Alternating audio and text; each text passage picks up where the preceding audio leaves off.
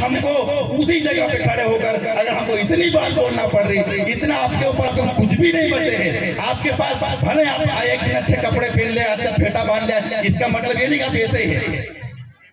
आपके पास सही की धोती भी नहीं है, आपके पास सही की जमीन भी नहीं बची है। इसके बाद भी अगर कहीं डीजे बजता है, इतना बोलने के बाद में, गला फाड़ने के बाद में भी कहीं डीजे बजता है और आपको लगता है कि नहीं यार वहां देखना चाहिए, तो हमारा कोई मतलब नहीं है। कम से कम हमारे लिए नहीं, इनके लिए तो कम से कम देखो।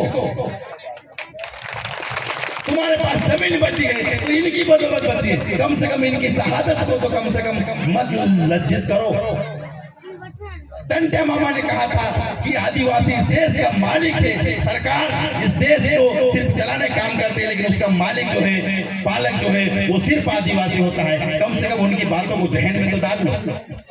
और यहाँ से जितने भी लोग जाएं, साथ एक बात ध्यान रखना, एक एक चीज को और सब बात भले भूल जाना, लेकिन जिस दादा ने बोल दो बहुत अच्छी लगी। भले एक टाइम माता बहन ध्यान रखे, भले एक टाइम रोटी कम खाना, लेकिन अपने बच्चे को जरूर पढ़ाना। और जो जितना पिएगा शेर का बोतल है, बाबा साहब ने एक पॉइंट बोला था कि शिक्षा वो शेर निकाल होते जो जितना पिएगा उतना दहाड़ेगा। ये कोई छोटी छोटी जो बातें जो है ना, ऐसे कहीं फालतू में नहीं मिल जाती है। इनको आपको लिख लेना चाहिए था, डायरी लेके बैठना चाहिए था। विश्व आदिवासी दिवस कोई हर दिन नहीं मनाते, 365 दिन नहीं मनाते हैं, सिर्फ एक ही दिन मनाते हैं ना। यहाँ से ले जाकर कम से कम आप घर के आगे चिपका देना चाहिए और बहुत सोचना चाहिए था रोज कि मेरे बच्चे को मैं पढ़ाऊंगा।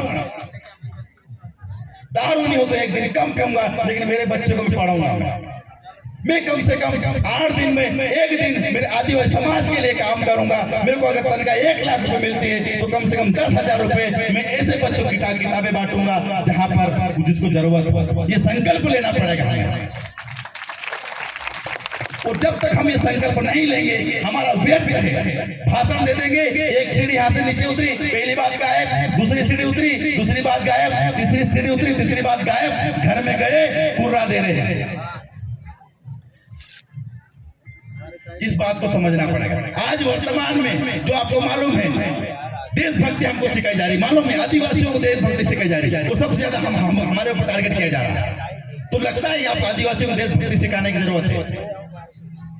इस देश के मालिक को देशभक्ति सिखाने की जरूरत नहीं है, आदिवासी सीखने की जरूरत है कि देशभक्ति हमारी माटी की रक्षा कैसे करना, ये सीखने की जरूरत है। आज वो आपको उस देशभक्ति की आड़ में आपके सारे अधिकारों को खत्म किया जा रहा है। एक छोटी सी कहानी बताऊंगा। एक गांव में एक दारू कुटिया रहता है।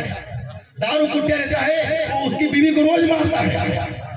गांव वाले वहां से परेशान हो गए, तो उन्होंने बोला है कि तू रोज अपनी बीवी को दारू पे आके मारता है, ये नहीं चलेगा, ये अच्छे लोगों का घर है, ऐसा नहीं होने देंगे हम। अच्छे समाज, पूरा गांव वाले अच्छे रहते हैं, तू तेरी बीवी को मारता है, ये नहीं चलेगा। परेशान हो गए। फिर उसने दिमाग लगाया, क्योंकि उसकी बीवी आवाज कर रही थी, रोती थी, सबको लगता था अरे यार भाई तो बचे इस घर को, महिला को परेशान किया जा रहा है। फिर उसने दिमाग लगाया, उसने क्या करा, घर में लग लिया डीजे। अब वो डीजे चालू कर लेता है और फिर उसकी बीवी को मारता है। तो लोगों को लगता है इसी घर में डीजे बज रहा है, लेकिन असलियत में वो उसकी बीवी को, उसके बच्चों को, सबको मार रहा था। सेम टू सेम वर्तमान में भी यही हो रहा था। पहले जो थे वो डायरेक्ट हावी होते थे, डायरेक्ट आदिवासियों को मार देते थे। फिर ऐसा लगा कि तो हाई तो मच जाएगी, डायरेक्ट इनके अधिकारों को हम खत्म करेंगे, फिर रोड पे आ जाएंगे। तो फिर उन्होंने कहा राष्ट्रभक्ति का डीजे चालू कर दिया। तुम्हारा देश खतरे में है, हिंदू खतरे में है। और इस अंदेशे में इतना बड़ा डीजे बजाया उन्होंने, हर घर तिरंगा, हर घर तिरंगा, हर घर फलाना ढिमका। और इस राष्ट्रभक्ति की आड़ में, इस डीजे में हमारे सारे अधिकारों को खत्म कर दिया।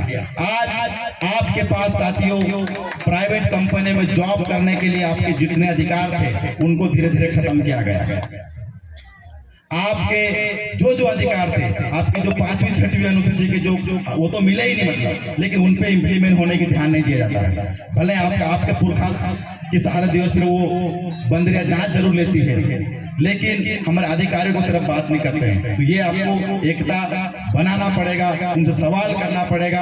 और बातें बहुत सारी है, लेकिन और भी वक्ता है। और आप सब इतने अच्छी तरीके से तन्मयता की बात सब सुन रहे हैं, इसके लिए आप बहुत ज्यादा बधाई के पात्र है। और मुझे ऐसा लगता है कि आपके अंदर कहीं न कहीं टंट्या मामा और बिरसा मुंडा और झलकारी बाई का खून है। साथियों, ये बहुत बड़ी चीज है। इन्होंने हमारे लिए आज इतने सालों बाद टंट्या मामा को डाकू कहा गया था, और मुझे तो ऐसा लगता है उनको मामा भी कहा गया था। तो मामा कम से कम चोरों को बोलते माँ, तो इसी के कारण उनको मामा कहा गया शायद, मुझे ऐसा लगता है। तो ये जो सिस्टम जो चला था इतने सालों बाद, जब आज उनकी संतानें जागी है, इनको हम क्यों याद करते हैं? क्योंकि ये गैर समझौतावादी लोग थे, इन्होंने कभी समझौता नहीं किया। तो हमें भी इनके विचारों पर समझना पड़ेगा। गैर समझौता वाला युवा बनना पड़ेगा, गैर समझौता वाले युवतियां बनना पड़ेगा, गैर समझौता वाले सामाजिक कार्यकर्ता बनेगा। भले चाहे जो हो जाए, हम झुकेंगे नहीं साला, तो काम बनेगा। अगर झुक गए, हमारे भाई के खिलाफ हमने सवाल कर दिया, हमारे भाई का हमने साथ नहीं दिया, तो फिर खत्म मामला, तो फिर कई साल और लग जाएंगे। तो साथियों, ऐसी बहुत सारी बातें हैं, लेकिन और वक्त है, तो मैं ज्यादा टाइम नहीं